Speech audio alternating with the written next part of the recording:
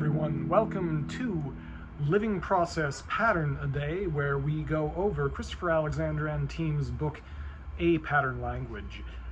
Bit by bit, pattern by pattern, we're up to number 37, House Cluster. Pattern languages, these are adaptive rules of thumb that designers and occupants of buildings can use to shape their homes, their neighborhoods, their built environments. So what the house cluster does, stating the problem: people will not feel comfortable in their houses unless a group of houses forms a cluster, with the public land between them jointly owned by all the householders. All right, so let's again contrast this to what we've come to know in the typical industrial era housing typology, is that you have streets, often on a grid, but not always, and lined along the street you have the rows of houses. They're all in a line.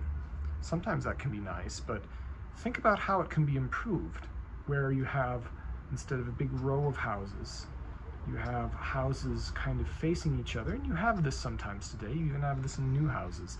Houses facing each other around a kind of space in the middle. There are even some things in some suburbs that are a bit like this, where people are trying to be creative, trying to, curve the cul-de-sacs, trying to break out of that factory monotony a little bit.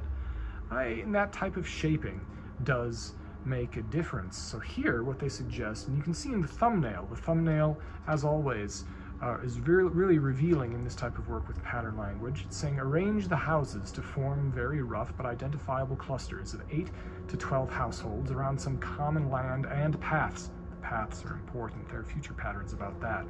Arrange the clusters so that anyone can walk through them without feeling like a trespasser.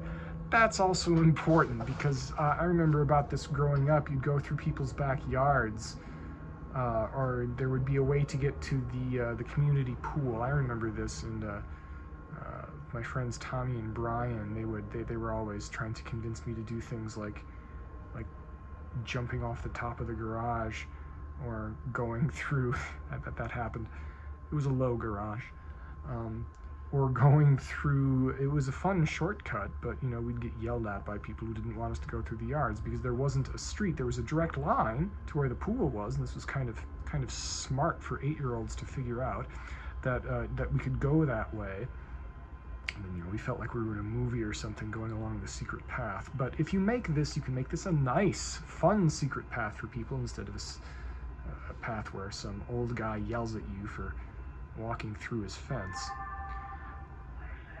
The paths are very important, and there are some things business-wise. There were some good signatures that happened today, moving projects forward. That I'm moving forward with a new employee being brought on, scaling up the stuff we do with Living Process, and I'm not going to get into things that are still up in the air, but I am definitely working to give you some updates about what we're doing that actually this pattern is relevant to.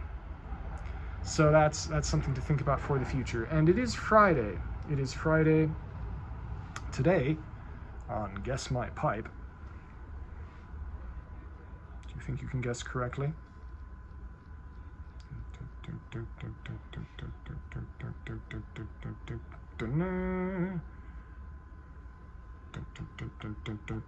This is a church warden. They're called a church warden pipe. Lots of people think that's because you would have your pipe out the window of the church, which makes no sense. A church warden is someone who guards the church, takes care of the church, during the week or something when there's nobody there, to make sure that no one breaks the windows or something. But I noticed with this thing, I don't usually go walking around with it, but if I did, the long stem makes the kind of way that your arms move, it makes it a lot comfortable to sit there. Well, to sit there like this is nice. You don't have to hold it all the way up. And if you're walking around with it, it's a lot easier to walk around with. If you're pacing the grounds of the church, you have a long church warden pipe. That's my theory as to the name of this type of pipe. From the, not that anybody cares that much, but maybe you do. The long stem of it also cools the smoke. What I'm having in this today is what I always have in this. I always have Dunhill, it doesn't exist anymore, Peterson Nightcap, which is something that is very nice. All right, I've droned on enough for this one. Have an excellent weekend, everyone. And the next pattern coming up is row houses. See, I was even talking, the patterns imply each other. Houses and rows, rows and houses, clusters and rows. Next time on Living Process.